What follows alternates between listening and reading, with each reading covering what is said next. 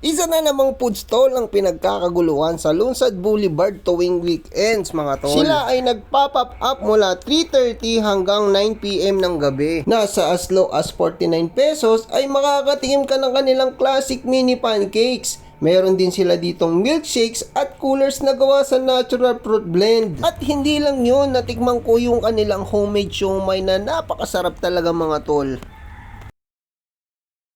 Hello! Ito po ang Cindelara Cafe. Meron po kami mini pancakes, coolers, homemade siomai, and milk series drinks.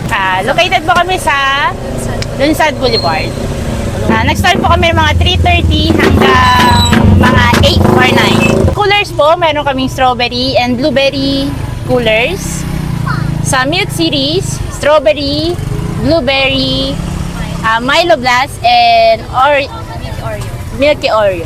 Yung siomai po, homemade siomai po namin yan with crunchy chili garlic. 5 pieces, 50, 10 pieces, 100.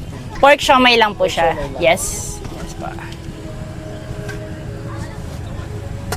Yung flavor lang po, mini pancakes. Cute shapes lang po. Tapos yung drizzle niya. Yung drizzle na is chocolate or milk drizzle. Meron din po kaming toppings na sprinkles, mallows, and Oreos. So, order ako ng isang order ng mini pancakes saka isang order ng coolers na ito blueberry. Okay po.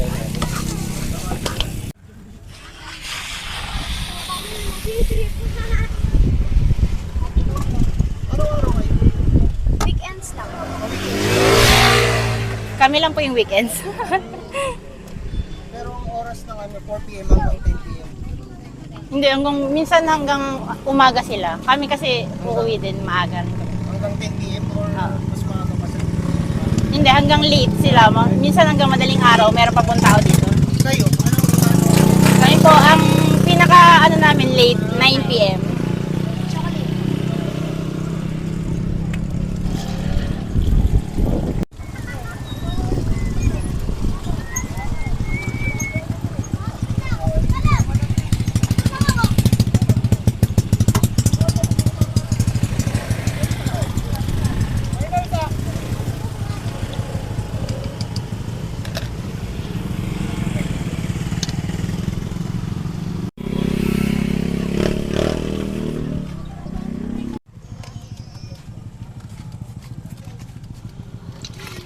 Matagal na kayo dito or bago lang din ngayon?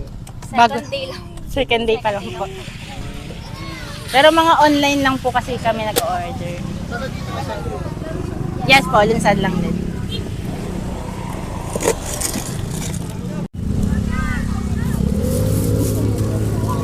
Ito ko lalagay sa siomai. 5 pieces siomai.